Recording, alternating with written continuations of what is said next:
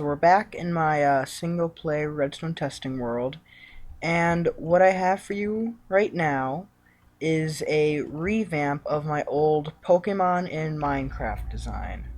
Currently, this is only one Pokemon, which is just a pig named Pigdon, with absorption, but it's easily tileable and could be made to support an infinite number of different Pokemon. It would use the same method as I used in my original video, wherein every single different type of Pokemon would have their own scoreboard objective, and when you hit a button or used an item, it would set your score of Pokemon to a certain value, and henceforth, whenever you would throw a Pokeball, the certain this that corresponds with the Pokemon that you have selected would be activated. But for right now, all I have is a pig. And so it works best in game mode 0, and I'm going to get rid of the majority of these snowballs. All of them, actually. And I'm going to show you what exactly this is doing. Actually, yes, the majority. I need to get rid of all but one. And so what this is doing is you no longer need to throw it as a specific spot or a specific angle. So here, I'll demonstrate. And here we have our little Pigdon. You can throw another one. You can make as many as you want. Now we have 2. And it gives you a new snowball every time. Here's a new one. Now we have 3. Here's a 3rd. Here's a 4th. I did not find a way to stop the snowball from going, and so the snowball does actually land. The snowball does not disappear when the Pokemon is spawned, but that's a minor graphical thing. And now I'm going to show you how this is all working. It's actually quite a lot simpler than the original. So down here is a minecart in a command block in a minecart that is constantly setting the block that is right here. Oh no. That's no good. Now let's do that again. It's fine. Okay, well, what it's doing is it's setting the block 2 blocks above it. 2. Alright, it's constantly doing that. And that creates a clock. There is actually a clock going on right here. And here's proof of it. Because this command block is constantly setting the block next to it to air. And so they're in like a duel of sorts. And so there's a constant clock going out right here that is very, very fast. The next command block, it creates the particles. Whenever you throw the snowball, you see the explosion type particles. What that's doing is it's just using a new particle command. It spawns the particle large explode to the coordinates without any speed or any velocity in any direction. It's spawning one of them, and it spawns it at the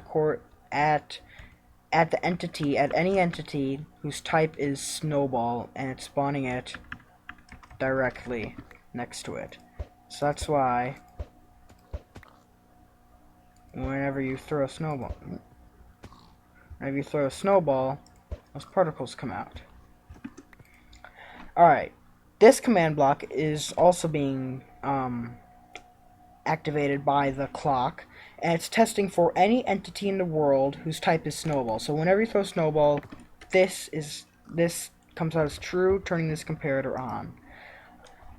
This activates this long command, which may look a bit familiar to those who have seen my original Pokemon video.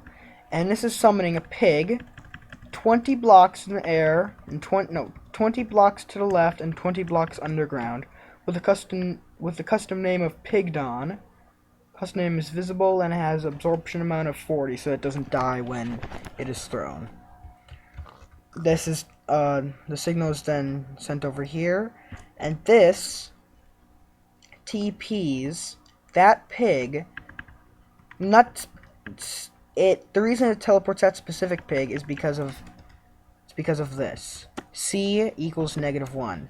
That looks for the youngest entity, and so whenever you spawn this, it creates an entity, and so that pig, the pig that's underground, automatically becomes the newest entity. It's the only one in the world whose C equals -1. And it also teleports it to a snowball whose C is -1, so it doesn't spawn a ton of them. And so it's always spawning the newest pig to the newest snowball. And after that amount of ticks, it gives you another snowball because you've already used yours, and that is literally all that there is. It's very simple, very practical, but could be used for a lot of different things, and could also be used for, like, it could be used for all sorts of things. In fact, I'll show you how it could be used for hand grenade. Alright, so I have just reconfigured this exact setup to become a snowball hand grenade.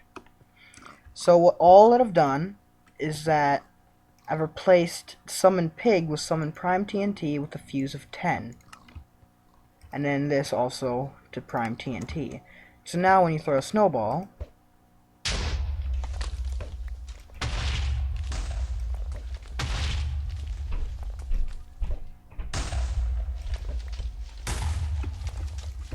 and so this creates both the ability to have a hand grenade, and it allows people without any form of world editor to have a almost kind of tunneling ability. Now I got this idea from another YouTuber who's, I forget his name, but his account will be in the description, and I got this idea from him.